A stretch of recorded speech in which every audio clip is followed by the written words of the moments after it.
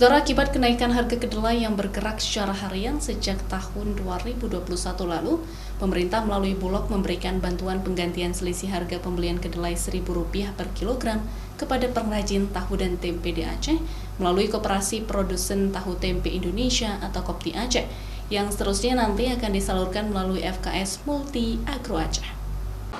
Pada penyaluran perdana, Pusat Koperasi Tahu Tempe seluruh Indonesia mengalokasikan sebanyak 255 ton kacang kedelai yang akan didistribusikan kepada pengrajin tahu tempe selama 1 bulan. Tahap pertama akan disalurkan sebanyak 10 ton untuk disalurkan kepada pengrajin tahu dan tempe yang ada di wilayah Banda Aceh dan Aceh Besar. Sisa 245 ton akan diajukan pada tahap selanjutnya. Penyaluran sendiri dilakukan melalui salah satu gudang supplier kedelai milik FKS Multi Agro.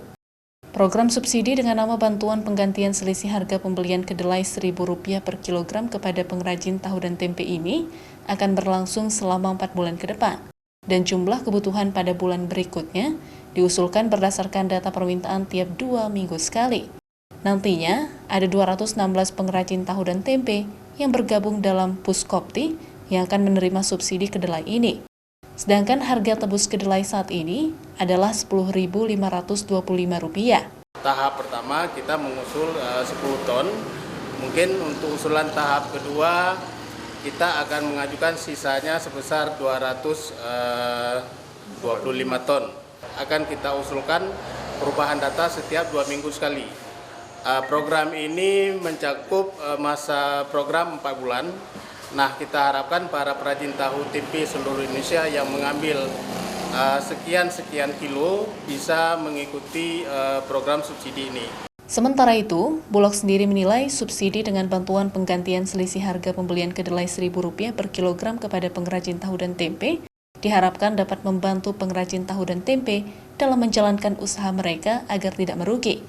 Untuk memperoleh harga yang lebih baik tentunya setelah disubsidi oleh pemerintah, kita harapkan pengrajin tahu tempe ini semuanya berafiliasi kepada Kopti, itu harapannya, sehingga terdaftar semuanya diperoleh harga yang lebih baik. Tentunya ini juga membantu masyarakat dalam memperoleh tahu dan tempe yang lebih murah.